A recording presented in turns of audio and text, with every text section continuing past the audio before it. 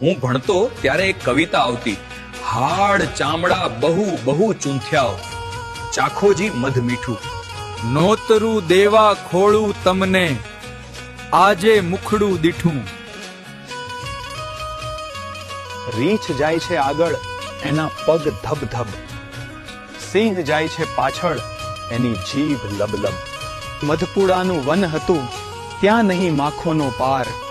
બટકું પૂડો ખાવા જાતા, વળગી લાળો લાળ. આંખે જીભે હોઠે ડંખ ઘણેરા લાગ્યા, ખાધો બાપ રે કહેતા ત્યાંથી વનરાજા તો ભાગ્યા. આ દેહ સુખનું આવું છે મારા વાલા, એટલે કહું છું કે આવા રીંછે બતાવેલા માર્ગે હું ને તમે ચાલીશું. તો આ વનરાજ જેવી સ્થિતિ થશે. એટલે મહાપુરુષો કહે છે કે આ સ્થળ શરીરનું સુખ મૂકી અને અમૃત સ્વરૂપ આત્માનું સુખ પ્રાપ્ત કરો.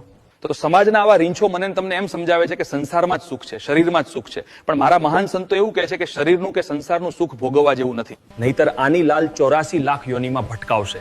આ રીંછ છે તે રતિ સુખનું પ્રતીક છે અને આ સિંહ જે છે તે અહંકારનું પ્રતીક છે. એટલે કવિતામાં આ રીંછની પાછળ, એટલે કે હું અને તમે જ્યારે રતિ સુખની પાછળ દોડીશું, ત્યારે મારા અને તમારા અહંકાર રૂપી સિંહને, મનને બહેકાવનારી આવી મધમાખીઓ મને અને તમને ડંખ દેશે. મનને મનોરંજન કરાવનારો આ મધપૂડો એટલે માયા, તેમાં ભલભલા ફસાયા છે, માટે ચેતજો.